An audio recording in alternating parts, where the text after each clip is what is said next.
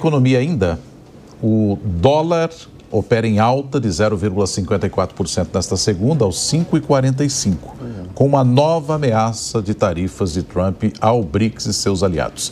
Alan Gani está aqui com a gente para trazer mais detalhes e informações a respeito disso. O Gani, o Trump não está muito satisfeito com essa história aí. E é isso que está mexendo com o dólar no dia de hoje, pontualmente? É isso, e tem outros fatores também, Nonato. Dia 9, na quarta-feira, é aquele prazo final de negociação das tarifas protecionistas, que o Trump deu um prazo de 90 dias para vários países. Então, a gente não sabe se a partir dali virão novas tarifas protecionistas ou se a questão está resolvida. Além da questão do dia de hoje, de 10% adicional para os países dos BRICS que adotarem medidas anti-americanas. Além disso, aos fatores internos, toda essa incerteza em relação ao IOF, que o Supremo Tribunal Federal suspendeu tanto o aumento do governo quanto a decisão do Congresso Nacional, aquele PDL que derrubou o IOF. Isso também traz incerteza. Todas essas incertezas, sejam elas internas ou externas, acabam indo para o preço, o que explica a alta da moeda norte-americana.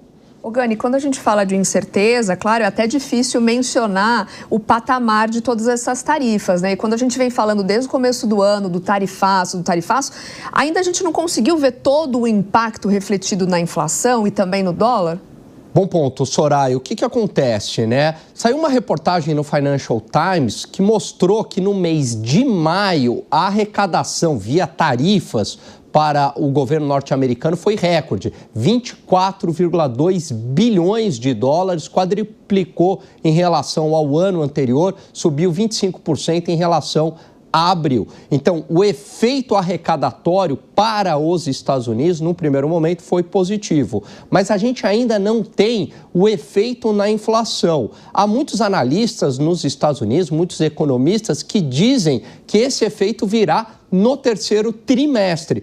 Portanto, os dados de inflação do terceiro trimestre e a gente observar também como é que vão se comportar os preços no varejo norte-americano serão essenciais para a gente ter uma maior clareza da magnitude deste impacto. Agora, de qualquer maneira, para o Brasil, não houve nenhum impacto mais significativo. Isso porque o Brasil não foi fortemente atingido, ficou ali no campo de 10%, então não foi fortemente atingido pelos Estados Unidos e também mantém um comércio aberto com a China. Ô Gani, mas esse cenário que a gente está acompanhando, a gente está, claro, focado no Brasil, porque moramos por aqui, mas ele também afeta os demais países do BRICS, por exemplo, uma África do Sul, uma Índia, a China eu nem vou dizer, porque a China também é autossuficiente.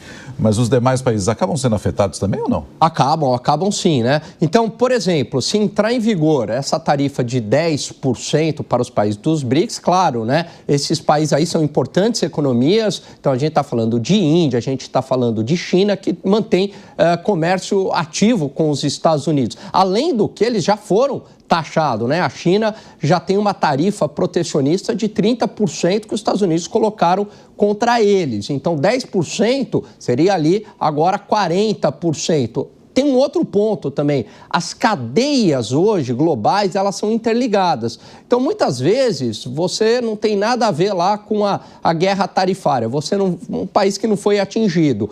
Mas acontece que, por exemplo, num carro você tem componentes do Japão, você tem componentes da Alemanha, você tem componentes da China e você é importador deste automóvel. Então, acaba que indiretamente você é atingido por conta desse efeito em cadeia, As cadeias globais hoje são muito complexas e interligadas. Então, mesmo que haja um aumento pontual para um determinado país, isso pode atingir demais países, Nonato. Ô Mota, será que há espaço ainda para que Trump faça novos adiamentos dessas tarifas? E aí a gente vai ver o dólar subindo e descendo por vários dias consecutivos. Eu acredito que sim. Essas medidas do Trump, elas não são medidas puramente econômicas. Existe um pensamento político por trás delas, que é o pensamento de retomada do protagonismo dos Estados Unidos na cena mundial.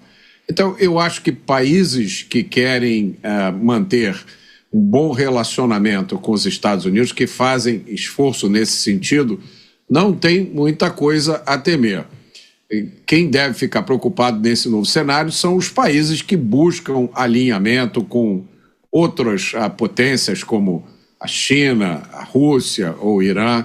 Isso tudo, com certeza, tem um peso muito grande nas decisões tomadas por Donald Trump. A principal preocupação dele é a dívida americana, é uma dívida muito grande, que muitos críticos dizem que pode se tornar impagável, e a dívida americana afeta o valor do dólar, porque se chegar um dia em que os Estados Unidos não conseguirem mais honrar essa dívida, o dólar vai sentir o impacto imediatamente. O que acontece é que hoje ainda não existe nenhuma alternativa para o dólar como moeda mundial.